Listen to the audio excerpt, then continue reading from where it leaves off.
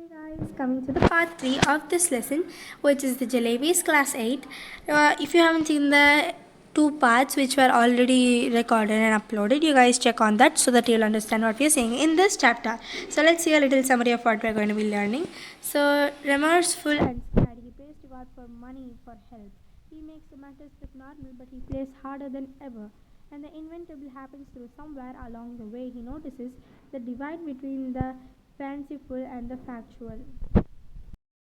Okay, you guys. So there was a shade giving trees beside the railway tracks. I sat under it and I wondered whether there could possibly be a more unfortunate child than me in this world. When the coins had first created a racket in my pocket, the entire matter seemed so simple and straightforward. Eat jalebis with the fees money and pay that to the fees with the scholarship money. I thought that 2 and 2 added up to 4 and I could never be 5. How was I to know that sometimes it added up 5 as well? I had known that I would get the scholarship next month. I would have postponed my jalebi eating program to the next month as well.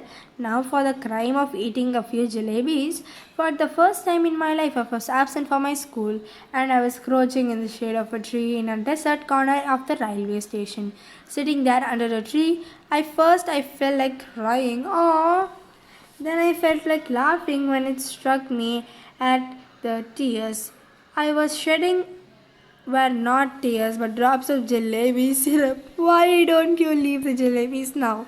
So, okay. From the jalebis, my thoughts went to the feast, and from the feast, it went to the master Gulham Muhammad's cane. That's the beating kind of stick. And from his cane, I thought of God. And I closed my eyes and began to pray. Allah Mian, I'm a very good boy. I have memorized the entire Namaz. Even I know the last 10 sutras of the Quran, my heart. If you wish, I can recite the entire Ayat al-Kursi for you just now. The need of your devoted servant is only the feast money that I ate with the jalebis. So all right, I admit I made a mistake. I didn't eat them all by myself, though I fed them to a whole lot of children too. But yes, it was a mistake. I know the scholarship money would have been next month. I would have neither have eaten or not fed them to the others. Now you do one thing. Just put 4 rupees in my bag. If there's a paisa more than 4 rupees, I'll be very displeased with you. I promise. If I ever eat sweets with my fee money again, then let a thief punishment be my punishment. So Allah may and just this once help me out. There is no shortage of anything in your treasury, even when Chaprasi take a whole lot of money from home every month, and Allah ji, after all, I'm a nephew of your big officer. Won't you just give me 4 rupees? After the prayer, I offered namaz, recited 10 sutras, Ayat al Kursi, Kalam e Tyab. In fact, everything that I remembered when I blew over my bag saying choo. Then, after saying Bismillah, I realized that what? So the sutras were like the verses of the Holy Quran, which is a book for Muslims, where they'll like have a book where Christians have a book of like Bible.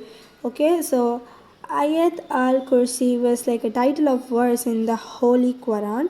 So then treasury is like obviously wealth, and chaprasi is peon, and chu is the sound of blowing over the bag to the ward of evil, and bismillah is in the name of the God which is spoken before starting something. So they said only too true. No one can erase the fate that has decreed. Forget the 4 rupees, and there weren't even 4 paise in my bag. Just as few textbooks and notebooks, one pencil, one sharpener, one ID card, and my mamu had sent me the last ID.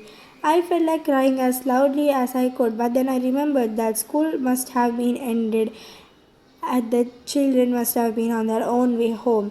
Tired and defeated, I got up from there and I walked to the bazaar and waited till the school bell to ring, so that when the children came out, I would to walk home as if I had coming straight from school.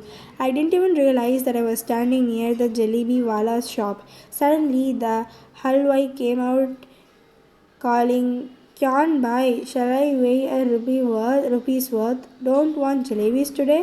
I felt like saying, "I won't eat your jalebis today, but I'd sure like to roast your liver and eat that." Instead, he was like so, in a grudge for that person who gave the jalebis. But I wasn't feeling too well that day, so I simply moved away. The next day, I did the same thing. I got dressed and left home, went up to school gate, and I turned off to the railway station. Under the same tree, I sat and began to say the same prayers. And I repeated, pleaded, Allah Mayan, at least give me it today. Today is the second day. Then said, all right, come, let's play a game. I will go from here to that signal. You secretly place 4 rupees under this big rock. I will touch the signal and come back. What fun it will be if I pick up the rock and I find 4 rupees underneath. So are you ready? I am going towards the signal. One, two, three. I went up to the signal and returned smiling. What I could not find the courage to pick up the rock. What if the coins were not there? But then I thought, what if they were? Finally, after saying Bismillah, when I lifted up the rocks, there was a big hairy worm and curling, twisting, wiggling towards me. I screamed, ah! And ran away once again, touched the signal, then crawling on my, oh my god, ew. Okay, crawling on my hands and knees, I reached the tree and I tried my best not to let my eyes stray towards the rock. But as I picked up the bag and I was about to leave, I had to look once again the rock. And do you know what I saw there? I saw Mr. Worm coiled up it on comfort, ably staring at me. I walked away, thinking of tomorrow. I will wazu, wear clean clothes and come here. From morning to noon, I will keep reading the namaz. If even that Allah doesn't give me 4 rupees, I will be forced to learn how to strike bargains or make deals with Him. After all, if my Allah does not give me 4 rupees, then who will? That day, when I returned home, apparently from school and actually from the railway station, I was caught. The report of my absence had report for my absence had reached home. It's useless to relate what happened after that. Well, whatever happened, happened. But up to the 7th or 8th standard, I kept wondering if Allah Mayan had sent 4 rupees that day. What harm could it have possibly caused anyone?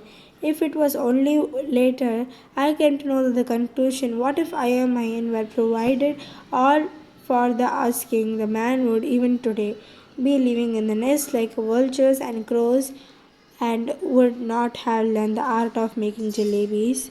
Translated by the Urdu by Sufia Parthan.